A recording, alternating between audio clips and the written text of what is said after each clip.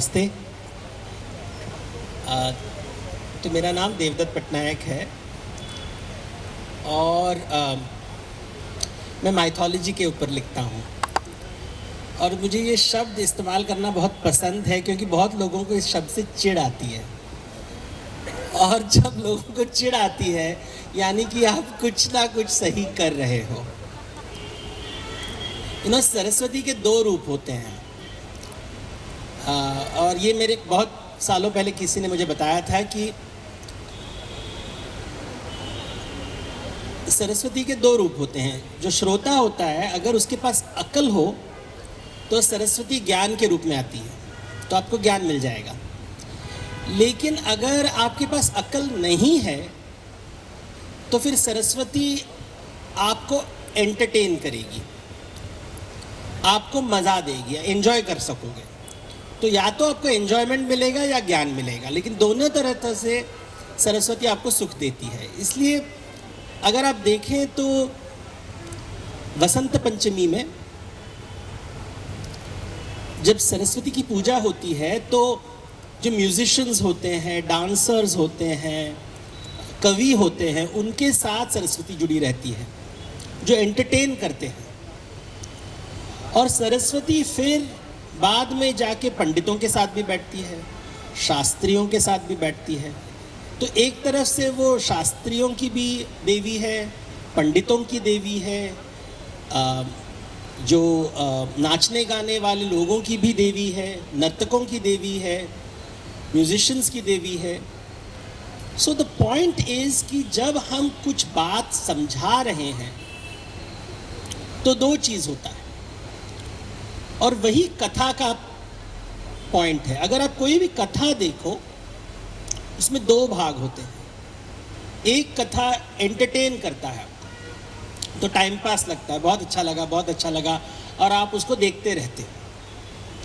लेकिन हर कथा में कोई ना कोई बात रहती है, कोई ना कोई नई आइडिया रहता है। So there is a new idea and that idea makes you think. इससे दिमाग चलता है, you start thinking about things. तो आज जो मैंने कहा इनको कि मैं अगर लखनऊ आ रहा हूँ तो I should talk on Naimisharanya, क्योंकि जिस 40 किलोमीटर दूर यहाँ से नैमिषारण्य है और बहुत साल पहले मैं वहाँ गया था और मैंने देखा कि किसी को पता नहीं है नैमिषारण्य। कुछ लोगों को पता है एक ऐसी जगह है, तो मैंने लोगों को पूछा कि क्या आपको पता है नैमिषारण्य का मतलब क्या है, व्हाट इज़ द वैल्यू, इसका इम्पोर्टेंस क्या है, what is the importance of Naimisharanya. तो मैं लोगों को पूछ रहा था and I realise that most people don't know, it's very strange. लोग बोलते नहीं तीर्थ स्थान है, तीर्थ स्थान है। तो मैंने कहा कि why is it an important place, and then I had to tell people कि जब महाभारत बताई जाती है तो पहली बार जो हमारे पास जो ग्रंथ है तो कहते हैं कि ये कहानी पहली बार नैमिषारण्य में बताई गई थी। It was first told in Naimisharanya. तो यहाँ पे there was a storyteller Sut, जिसको हम सौती कहते हैं, और वो कहानी बता रहा है शौनक को। शौनक जो सुनता है, तो एक बताने वाले होता है और एक सुनने वाला होता है।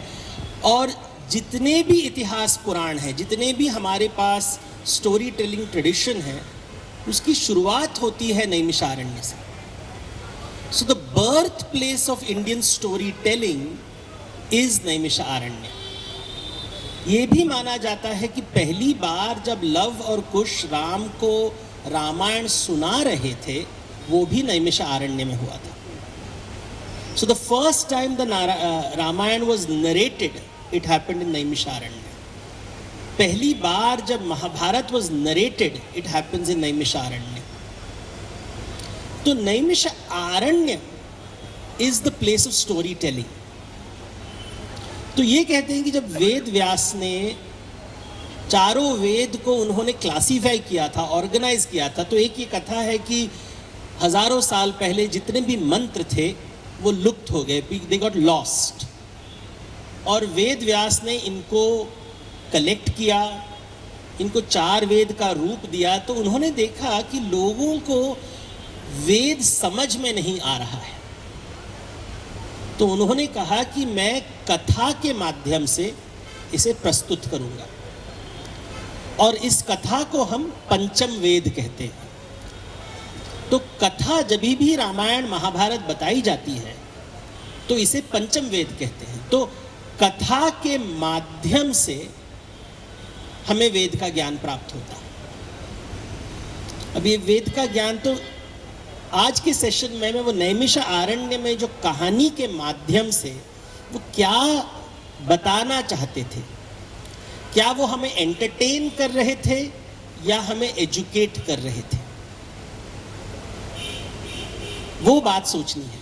क्योंकि जब हम कथा सुनते हैं, क्या वो केवल एंटरटेनमेंट के लिए होता है या उसमें एजुकेशन भी होता है। तो पहले ये दो शब्द देखते हैं, इतिहास और पुराण। ये दो शब्द इस्तेमाल किए गए शतपथ ब्राह्मण में, पहली बार ये शब्द का उल्लेख होता है कि इतिहास पुराण, वो दोनों साथ में इस्तेमाल होता है, इतिहास पुराण, इतिहास पुराण। अगर अब लोगों को पूछो कि इतिहास, वो बोलेंगे रामायण महाभारत, पुराण कहेंगे तो बोलेंगे 18 महापुराण। तो इनमें फर्क क्या है, लोग हमेशा पूछते हैं इसमें फर्क क्या है। तो इतिहास शब्द जो है वो कथा होती है जहां पे कथाकार, जो स्टोरी टेलर है, उस स्टोरी के में प्रेजेंट रहता है। He is present in the story. वो कहानी का एक पात्र है। यानी कि जब आप रामायण पढ़ते हो तो वाल्मीकि जी ने रामायण लिखा है और वो रामायण के भीतर एक पात्र है। उनके आश्रम में सीता रहती थी, वहां लवकुश का परवरिश हुआ, उन्होंने रामायण की रचना की, उन्होंने लवकुश को ये सिखाया। लवकुश जाके श्री राम के सामने रामायण का पहली बार उन्होंने उसको प्रस्तुत किया नैमिषारण्य में। यानी कि ये रामायण कहानी के भीतर वाल्मीकि जी प्रेजेंट है, प्रस्तुत है, ही इज इनसाइड इट। इसलिए इतिहास ऐसे हुआ था। महाभारत में व्यास कहानी के अंदर प्रस्तुत है, he is present in the story.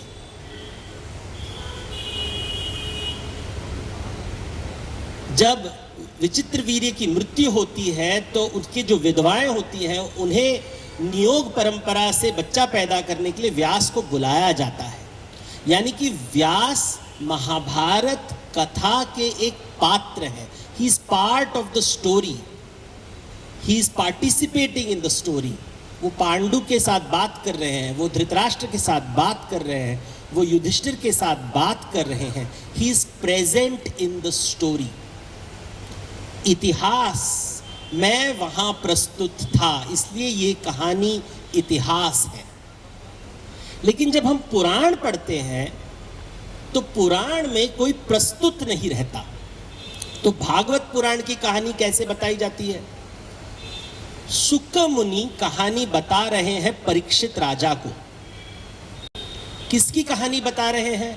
Shri Krishna की कहानी बता रहे हैं। लेकिन सुक मुनि ने कभी श्री कृष्ण के जीवन में वो प्रस्तुत नहीं थे। उनके पिता ने उनको कहानी बताई और उनका रूप देखिए, सुक, सुक इज पैरेट।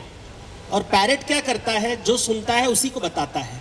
यानी कि वो अपना कुछ एडिशन नहीं करता है उसके अंदर, वो जो सुनता है वही बताता है। इसलिए सुक मुनि को सुक रूप दिया गया है कि वो जो बता रहा है बिल्कुल वही बता रहा है जो उसके पिता व्यास ने उसे बताया था। लेकिन वो कहानी के भीतर प्रस्तुत नहीं है। He is not present. जब हम विष्णु धर्मोत्तर पुराण पढ़ते हैं जो कश्मीर में लिखी गई थी, तो वहां पे कहानी बताई जाती है। जो कहानी बता रहा है, जो सुत है, जो बता रहा है, वो मार्कंडेय ऋषि। मार्कंडेय ऋषि ये कहानी बता रहे हैं। मार्कंडेय ऋषि ये कहानी बता रहे हैं। किसको बता रहे हैं? वज्रनाभि को बता रहे हैं। वज्रनाभि कौन है? श्री कृष्ण के वंशज है। तो वज्रनाभि को ये कहानी बताई जा रही है। क्या उन्होंने जो भी बात वो बता रहे हैं, बोल रहे मैंने नहीं देखा, मैंने सुना है, तो इसे पुराण कहेंगे। तो इतिहास और पुराण में फर्क होता है। तो ये अर्थ इनका यहां से आता है। ये संस्कृत शब्द है, हिंदी शब्द नहीं है। हिंदी में जब हम इतिहास बोलते हैं उसका अर्थ कुछ और होता है। संस्कृत में जब हम इतिहास बोलते हैं, और वो भी वैदिक संस्कृत में जब हम इस्तेमाल करते हैं, उसका अलग है।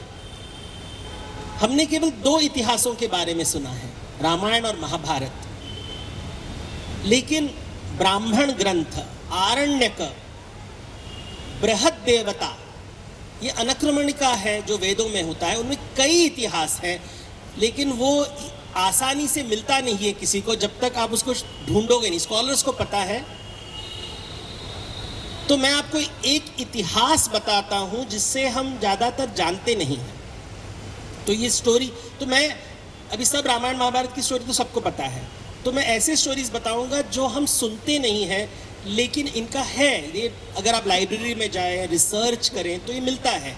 इसे भी इतिहास कहते हैं। तो बृहद देवता एक अनक्रमणिका है जहां पे बताई जाती है कि वेद का ये श्लोक इस स्थिति में बताई गई थी। तो जब हम वेद के अंदर जितने भी श्लोक हैं, तो उनमें से 40 श्लोक उन्होंने लिए हैं और बोले कि ये श्लोक ये टाइम में बताया गया था, ये श्लोक ये सिचुएशन में बताया गया था, ये श्लोक ये सिचुएशन में बताया गया था। तो मैं एक कहानी बताता हूं जो मेरा फेवरेट स्टोरी है। मैं of course I will summarise it. मैं उसका बस एक सारांश बताने वाला हूं, बिकॉज वेरी कॉम्प्लेक्स स्टोरी। ये वरुण देवता के बेटे भृगु की कहानी है। तो भृगु को रात में एक सपना आता है। इस सपने के 7 भाग हैं। There are 7 parts in the story, but मैं केवल 2 भाग बताऊंगा because I find it very interesting. तो भृगु सपने में जाता है, और वो ये कहानी आपको, जैसे मैंने कहा, बृहद देवता में मिलता है, जैमिनी ब्राह्मण में मिलता है, तो कई शास्त्रों में मिलता है ये। तो भृगु जब यात्रा में जाता है, सपने में एक यात्रा करता है, उत्तर की दिशा जाता है, दक्षिण की दिशा जाता है, ईस्ट जाता है, वेस्ट जाता है, पूर्व पश्चिम सब जाता है, और वो एक बहुत ही भयानक दृश्य देखता है। वो देखता है कि एक मनुष्य, a human being, is eating another human being. Cannibalism की पिक्चर्स देखता है कि एक आदमी दूसरे आदमी को खा रहा है, नरभक्ष। मैंने कहा 7 भाग है, तो एक भाग में देखता है कि जो आदमी, एक आदमी दूसरे आदमी को खा रहा है, जिसे वो खा रहा है वो चिल्ला रहा है, लेकिन उसकी जो पुकार है, उसकी जो चित्कार है, वो पशुओं की चित्कार है। बकरी का चित्कार, भेड़िए के चित्कार, ऐसे भयानक आवाज आता है। दूसरे सपने में देखता है कि एक नरभक्ष दूसरे नर को खा रहा है, human is eating another human being. वो आदमी भी चिल्ला रहा है, लेकिन उसके गले से कोई आवाज नहीं निकल रहा। There is no sound coming out, silent scream जिसको कहते हैं। तो एक जगह में एक आदमी चिल्ला रहा है, लेकिन जो आवाजें आ रही हैं वो पशु की रुदन है, और दूसरे तरफ जो आवाज आ रहा है वो चिल्ला रहा है, लेकिन कोई आवाज नहीं आ रहा है। I can't hear him, it's silent screaming. वो जाग जाता है, डर जाता है, अपने पिता से पूछता है। तो एक कहानी में उनके पिता वरुण देव है, दूसरी कहानी में उनके पिता उद्दड़क ऋषि है। तो अलग अलग ऋषि वो अपने पिता से पूछते हैं कि ये जो मैं सपना देख रहा हूं, इसका अर्थ क्या है। तो पिता कहता है कि देखो, जीने के लिए हमें अन्न लेना पड़ता है, जीवने के लिए हमें अन्न, और जो भी जीवित प्राणी है उसे जीने के लिए वो जीवित प्राणी को ही खाता है। जीवो जीवत्स्य जीवनम, जो जीवित होता है वो जीवित प्राणी को खाता है। या तो वो प्राणी पशु का रूप होगा या वनस्पति का रूप होगा। जब हम मर जाते हैं तो हमारे नेक्स्ट लाइफ में जब पुनर्जन्म होता है, तो जिसको हमने इस जन्म में खाया वो हमें आगे वाले दुनिया में खाएगा। यानी कि जितने भी पशुओं को तुमने इस जन्म में खाया है, आगे वाले जन्म में वो पशु तुमको खाएगा। तो जैसे आवाज वो कर रहे हैं, मतलब उन पशुओं को उस आदमी ने खाया है, ऐसे वो चित्कार कर रहे हैं। तो भृगु कहता है अपने पिता से कि लेकिन कुछ लोग तो आवाज नहीं निकाल रहे थे, वो कैसा पशु है? वो पशु नहीं है, वो वनस्पति है। क्योंकि वनस्पति को जब तुम काटते हो वो भी चिल्लाते हैं, लेकिन उनकी आवाज तुम्हें सुनाई नहीं देती। इसलिए जब आगे वाले जन्म में जाओगे तो जितने भी वनस्पति को तुमने खाया है वो वनस्पति तुम्हें खाएगा। तुम वैसे ही चिल्लाओगे जैसे वो चिल्लाते थे, उतने ही तड़पोगे जो वो तड़पेगा। तो जब ये कहानी मैंने पढ़ी तो मेरी माँ उस समय पूरी तल रही थी। तो मुझे सडनली याद आया कि यमलोक में यही होने वाला है हमारे साथ। भृगु अपने पिता से कहता है कि ये तो बहुत ही भयानक है, इससे निकलने का कोई उपाय दिखाइए। देखिए, जब भी आप किसी भी एस्ट्रोलॉजर के पास जाओ और कोई भी प्रॉब्लम होता है तो हम उपाय ढूंढते हैं। अगर आप कोर्ट कचहरी की चक्कर जाओ तो वहां पे भी हम उपाय ढूंढते हैं। तो भारतीयों को उपाय का बहुत शौक है। हम राजमार्ग में नहीं जाएंगे, हम उपाय से अलग पगडंडी से निकल आएंगे, क्योंकि राजमार्ग में केवल राजा का हाथी जाता है। तो उपाय पूछते हैं।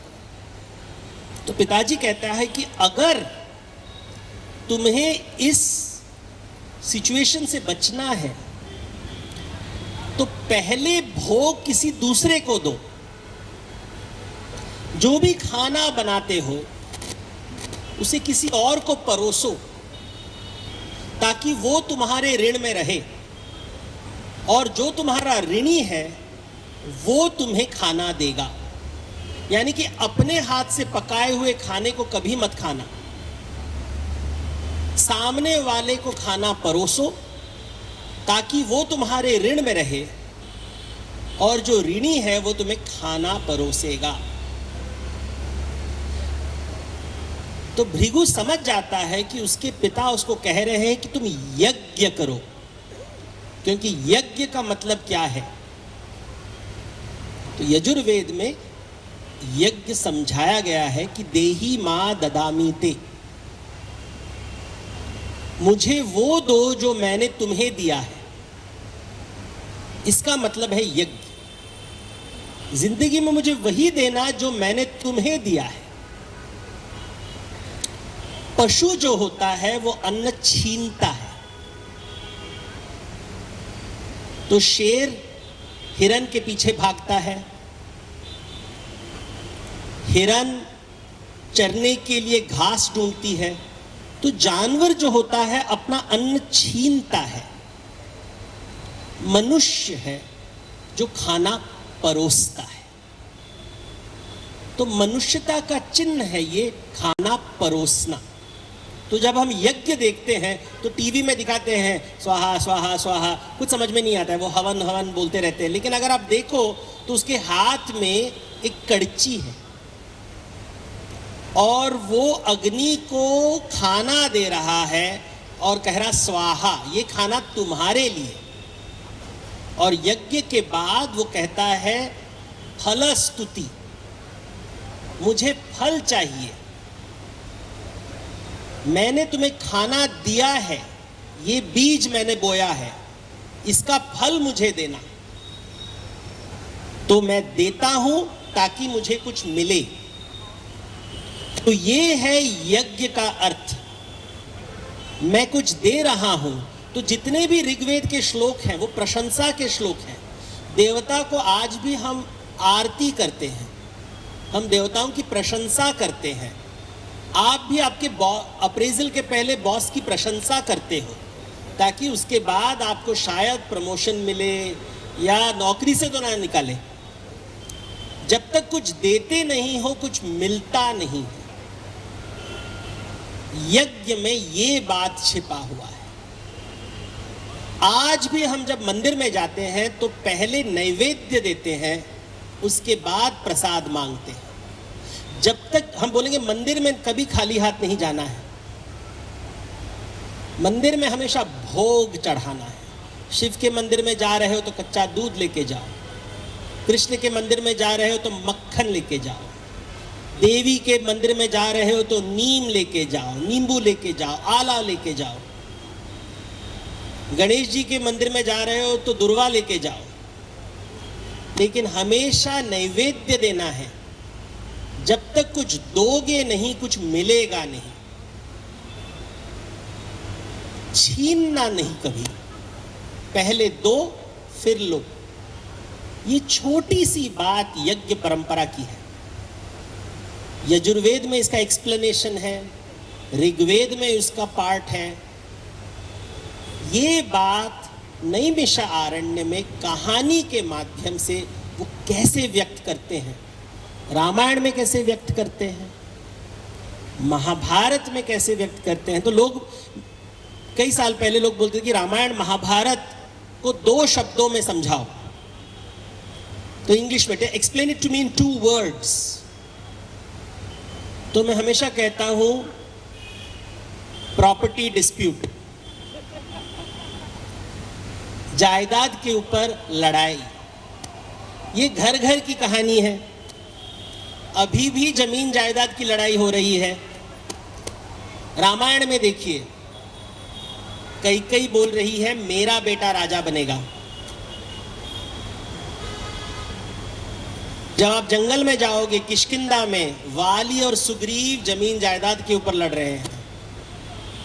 लंका पहुंच जाते हैं, वहां पे रावण और कुबेर जमीन जायदाद के ऊपर लड़ाई चालू है।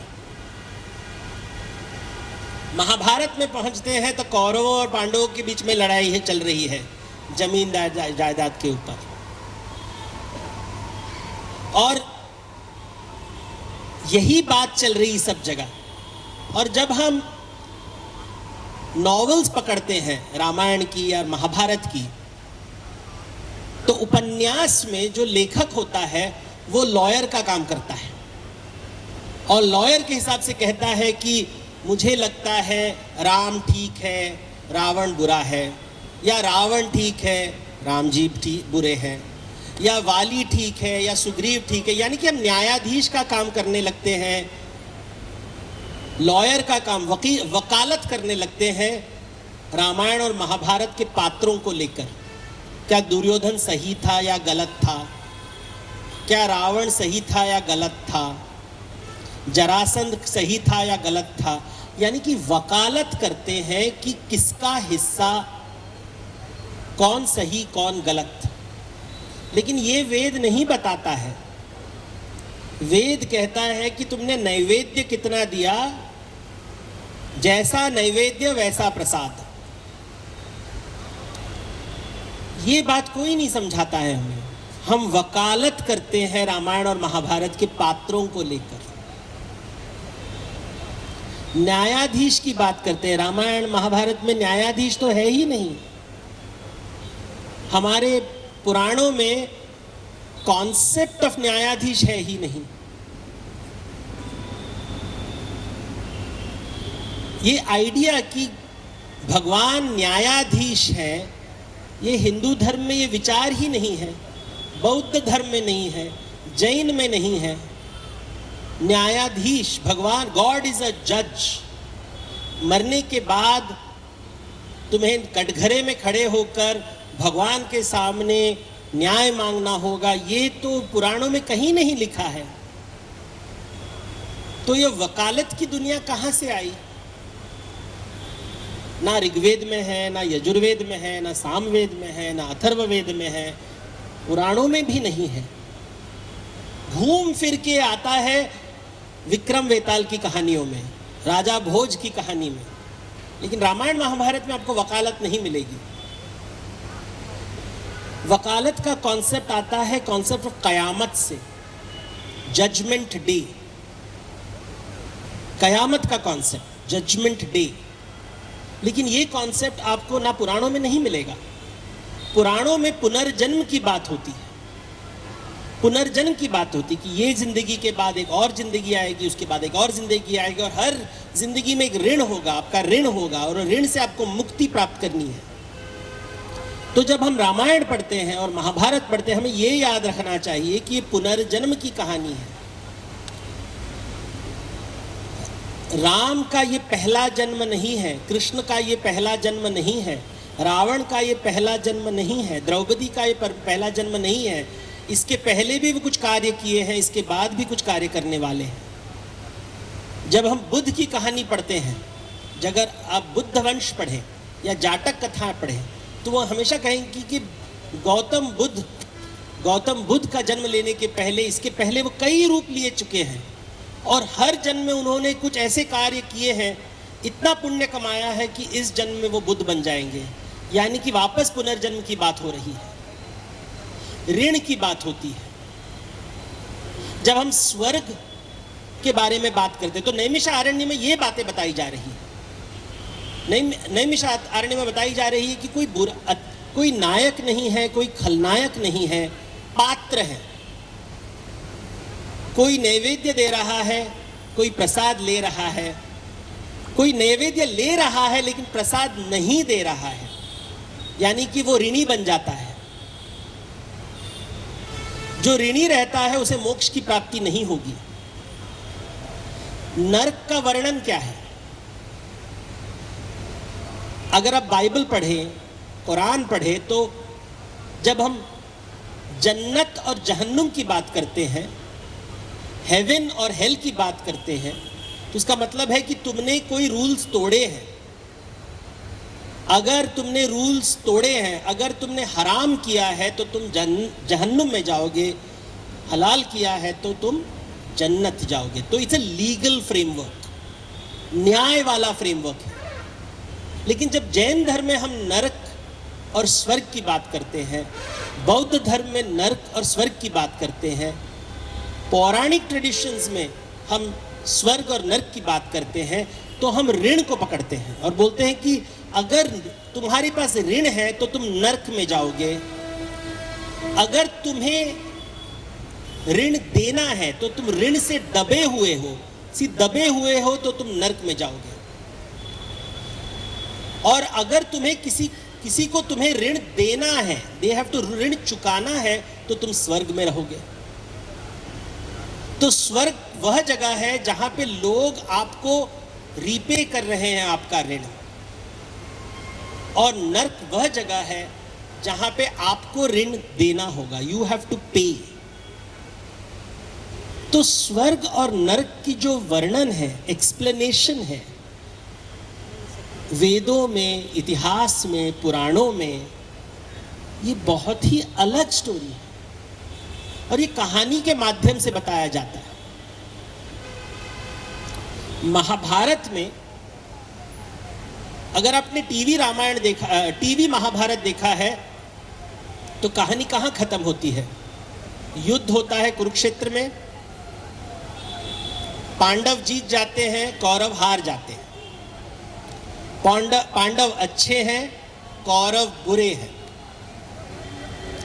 इसके बाद बी.आर. चोपड़ा का सीरियल खत्म हो जाता है। लेकिन महाभारत का ये केवल 12वां अध्याय है, इसके बाद और 6 चैप्टर्स हैं जो कोई नहीं बताता है हमको। ये नहीं बताया जाता है कि महाभारत में युधिष्ठिर जब स्वर्ग पहुंचता है तो देखता है कि स्वर्ग में कौरव बैठे हुए हैं। स्वर्ग में कौरव क्यों बैठे हुए हैं? कौरव तो बुरे हैं, पापी हैं, उन्होंने खराब काम किया है, तो न्यायाधीश के अनुसार उन्हें तो कटघरे में डालना चाहिए, उन्हें नरक में डालना चाहिए। और युधिष्ठिर ये देखता है कि पांडव नरक में है। तो इतना विचित्र कहानी क्यों बनाया है व्यास जी ने? सिंपल स्टोरी बनाना चाहिए, अच्छे लोग स्वर्ग जाएंगे, बुरे लोग नरक जाएंगे। लेकिन जब व्यास कहानी बता रहे हैं, और ये पंचम वेद है, वो बोल रहे हैं कि कौरव स्वर्ग में पाए गए, पांडव नरक में पाए गए, युधिष्ठिर को गुस्सा आता है। युधिष्ठिर को गुस्सा आता है और वो कहता है कि ये हो ही नहीं सकता है। तो कृष्ण कहते हैं कि भगवत गीता आपने सुना होगा, मैंने भगवत गीता बताया था और वहां मैंने कहा था ना, वो बहुत फेमस लाइन है, फल की चिंता मत करो। अभी चिंता क्यों कर रहे हो? फल की चिंता मत करो, तुमने युद्ध लड़ा तो तुम क्यों डिसाइड कर रहे हो फल क्या होना चाहिए, किसको कौन सा फल देना है? तुमने कैसे डिसाइड कर लिया कौन अच्छा है कौन बुरा है? तुम न्यायाधीश हो, तुम वकील हो, क्या तुम्हें अनंत जन्मों का सार पता है? बैलेंस शीट है तुम्हारे पास उनके कर्म का, कितने जन्म लिए हैं उन्होंने, कितने पाप किए हैं, कितने पुण्य किए हैं, इस जन्म में उनको कितना फल मिलेगा, कौन सा फल मिलेगा, तुम्हारे पास इसका अकाउंटिंग है? तो ये अकाउंटेंट, तो भगवान यहां अकाउंटेंट है, जज नहीं है। इसलिए हम चित्रगुप्त की बात करते हैं, जो कायस्थों की देवता है, वो हमेशा हिसाब किताब आपको लगता है कि मैंने कितना पैसा बचाया है, बैंक में जाते हो तो सब चला गया है। क्यों? क्योंकि आपको पता नहीं था, अरे इतना लोन लिया था कि कुछ पैसे बचते ही नहीं है। हमको लगता है इतने महान हो, जब तुम्हारे पीछे तुम्हारे भाई मर रहे थे तुम पीछे मुड़ के भी नहीं देखे, इतने महान आत्मा हो। तुमने कहा स्वर्ग में कुत्ते को भी लाना चाहिए, लोगों ने कहा कुत्ते को, नहीं नहीं मेरे साथ साथ मेरा हमसफर है, कुत्ते को भी लेके, सबने तुम्हारी वाहवाह की, लेकिन अभी तक गुस्सा है, क्षमा नहीं किया है तुमने कौरवों को, युद्ध में हरा दिया, युद्ध में उन सब को मार दिया, उनका जितना भी राज्य है 36 साल तुम्हारे पास था वो राज्य, तो जीते कि नहीं जीते? तो जीते ना, तो फिर अभी तक गुस्सा क्यों नहीं छोड़ा? कितना उनको कितना दंड दूं, उसके बाद तुम्हें संतोष मिलेगा? कितने दंड के बाद संतोष मिलेगा आपको? संतोष शब्द, ये एक शब्द कितना दंड देना चाहिए? ये है महाभारत की कथा। तो मैंने किसी को पूछा कि देवदत्त, मैंने उनसे पूछा कि ये महाभारत को जय क्यों बोलते हैं? जय, क्योंकि हिंदी में दो शब्द है ना, विजय और जय, विजयी भव हमने सुना है, तो ये दूसरा शब्द जय क्यों है? जय हो जय हो जय हो बोलते रहते हैं। वैकुंठ के द्वारपाल जय और विजय है, दोनों का मीनिंग सेम है, विक्ट्री, जीतना, तो दो दो लोग क्यों हैं? तो एक शास्त्री ने मुझे कहा कि देखो, विजय में कोई पराजय होता है, जब विजय होता है तो आप किसी को पराजित करते हो। तो कुरुक्षेत्र में पांडवों ने कौरवों को पराजित किया, उनकी विजय हुई, जय नहीं हुआ। जय तब होता है जब तुम अपने आप पर काबू पाते हो, अपने मन के ऊपर काबू पाते हो, ये शाश्वत है, यहां पे कोई पराजित नहीं होता। तुम अपने अहंकार के ऊपर जीतते हो और इससे चारों तरफ जय जयकार होता है। तो वीर और महावीर में यह फर्क है, वीर वह होता है जो किसी को पराजित करता है, महावीर वो होता है जो स्वयं पर विजय प्राप्त करता है। तो ये थी महाभारत की बात जय के बारे में। फिर हम आते हैं रामायण में, और वहां पे केवल एक पात्र है जिसको महावीर बोला जाता है, वो है हनुमान। क्यों हनुमान जी को महावीर क्यों बोला जाता है? तो जब मैं लोगों को बोलता तो बोलते सर क्योंकि वो बहुत स्ट्रांग है। बच्चों को मैं पूछता हूं, उन्होंने सब असुरों को मारा। बच्चों के मन में किसी को पराजय करने से आप महावीर बनते हो। जो DC comics, Marvel comics, super hero होता है, सुपर हीरो होगा तो सुपर विलन भी चाहिए। नायक का एक खलनायक होता है। लेकिन आप ये एक विचार कीजिए, पूरी रामायण कहानी में हनुमान ने कभी फलस्तुति नहीं की। वो काम करते रहते हैं लेकिन उन्होंने कभी कुछ नहीं मांगा। काम करते रहते हैं, कुछ मांगते ही नहीं हैं। तो उनके ऋणी कौन बने? क्योंकि हमेशा लेन देन की बात हो रही है ना। तो उन्होंने राम को हेल्प किया, राम को हेल्प किया, राम को हेल्प किया, राम को हेल्प किया। अभी ऋणी कौन बने? अभी ऋण से राम कैसे मुक्त बनेंगे? राम को उन्होंने ऋणी बनाया तो राम बोल रहे मुझे मोक्ष कैसे मिलेगा? क्योंकि जब तक मैं ये उधार नहीं चुकाऊंगा मुझे भी मोक्ष नहीं मिलेगा। बांध के रख रहे हो मुझे, बांध के रख रहे हो मुझे। मोक्ष प्राप्ति कैसे होगी जब तक मैं कुछ दूंगा नहीं और तुम लोगे नहीं? तुम्हें कुछ चाहिए नहीं। जब हम दे रहे हैं तुम्हें मोती का हार, तुम बोल रहे इसमें तो राम नहीं है, मुझे नहीं चाहिए। तुम भगवान को ऋणी बना रहे हो और भगवान को ऐसे नहीं चलेगा। हमें तो वैकुंठ जाना है, तो वैकुंठ जाना है। तो राम, एक समय आता है कि वैकुंठ, सभी देवी देवता कहते हैं कि राम अयोध्या नहीं छोड़ सकते। अयोध्या यानी कि अवधपुरी, यानी कि लखनऊ नगरी, राम नहीं जा सकते। तो फिर यमराज कहते हैं कि ये प्रॉब्लम हो जाएगा सर, आपको वापस आना पड़ेगा, हर चीज खत्म होना है। हनुमान जी प्रॉब्लम कर रहे हैं हमारे लिए, आप इनको यहां से हटाइए जरा। तो राम कहते हैं मैं कुछ उपाय निकालता हूँ। वापस उपाय की कहानी आ जाती है और राम अपनी मुद्रिका निकाल के जमीन पे फेंक देते हैं और हनुमान को कहते हैं कि वो मुद्रिका उठाओ। तो हनुमान जाते हैं मुद्रिका उठाने के लिए और देखते हैं कि बड़ा सुड़ंग है और ये बीच में जाके नागलोक पहुंच जाते हैं।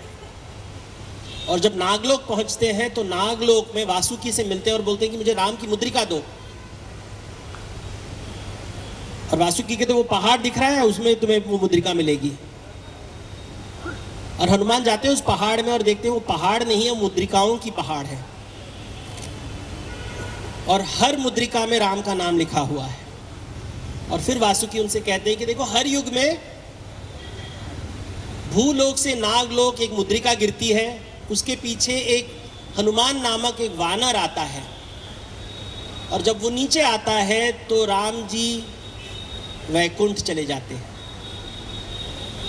जितना युग हुआ है उतनी बार तुम आते रहते हो, तुमने भूल गए। क्योंकि जब तुम नागलोक आते हो तो तुम्हारी स्मरण शक्ति चली जाती है, तुम वापस राम को ढूंढने लगते हो और वापस तुम नीचे आते हो। पूरी रामायण होती है, उसके बाद तुम वापस यहाँ पे आते हो और रीबूट हो जाता है तुम्हारा मेमोरी वाइप आउट हो जाता है, वापस जाते हो, वापस राम को ढूंढते हो और ऐसे युग युग बीत गया है। क्योंकि तुम चिरंजीवी हो लेकिन राम को वैकुंठ लौटना पड़ेगा। तुम्हें देखना पड़ेगा कि देखो दुनिया ऐसी ही चलती है, राम आए ना आए, लोग अहंकार के ऊपर विजय नहीं प्राप्त करेंगे। अहंकार हमेशा रहेगा आत्मा के साथ। और ये बातें नैमिषारण्य में बताई गई थी। ये है वेद की कथा। तो जब आप रामायण और महाभारत पढ़ते हैं और कोई वकालत करता है तो उसे वेद नहीं कहते। जब तक आत्मज्ञान नहीं मिलेगा, जब तक रामायण महाभारत करने के बाद आप यज्ञ नहीं करोगे, सामने वाले देवता को नैवेद्य नहीं दोगे, केवल प्रसाद की बात करोगे, तो फिर इसका मतलब है वेद का पाठ नहीं हुआ है। तो I hope all of you all are in this wonderful city, Naimisharanya में जाके read the Ramayana again and learn कि वेदों के अंदर जो वेदार्थ है उसे ग्रहण करें। कहानियों के माध्यम से एंटरटेनमेंट तो हमेशा मिलेगा, बट होपफुली आपके अंदर संतोष जागृत होगा और आप सामने वाले को नैवेद्य देंगे। ज़्यादातर लोग हम हमेशा भगवान के सामने जाते हैं प्रसाद मांगने के लिए, लोगों से मिलते हैं प्रसाद चाहिए, ज़िंदगी में ये चाहिए वो चाहिए। MBA स्कूल में जब जाता हूँ तो लोग कहते हैं कि Devdutt this is what I want to achieve. हर आदमी बोलता है मुझे ये प्रसाद चाहिए। जब प्रसाद नहीं मिलता है तो उसे दिल टूट जाता है, वो कविता के जैसे लिखता है कि मेरा दिल टूट गया, मुझे ये नहीं मिला, दुनिया जल भी जाए तो क्या है। कोई नहीं कहता है तुमने नैवेद्य क्या दिया, पत्नी को नैवेद्य क्या दिया, पति को नैवेद्य क्या दिया, पेरेंट्स को नैवेद्य क्या दिया, बच्चों को नैवेद्य क्या दिया। और लोग नहीं देवदत्त मैं सब दूसरों के लिए जीता हूँ। और भगवान कहते हैं झूठ, क्योंकि हर मंदिर के ऊपर एक कीर्ति मुख होता है जो जीभ निकाल के बैठता है कि कितना झूठ बोलेगा, हमें पता है। लेकिन तुम नौटंकी कर रहे हो, हम लीला करते हैं। तो भक्त नौटंकी करता है और भगवान लीला करते हैं, और यही वेदार्थ है। नमस्ते।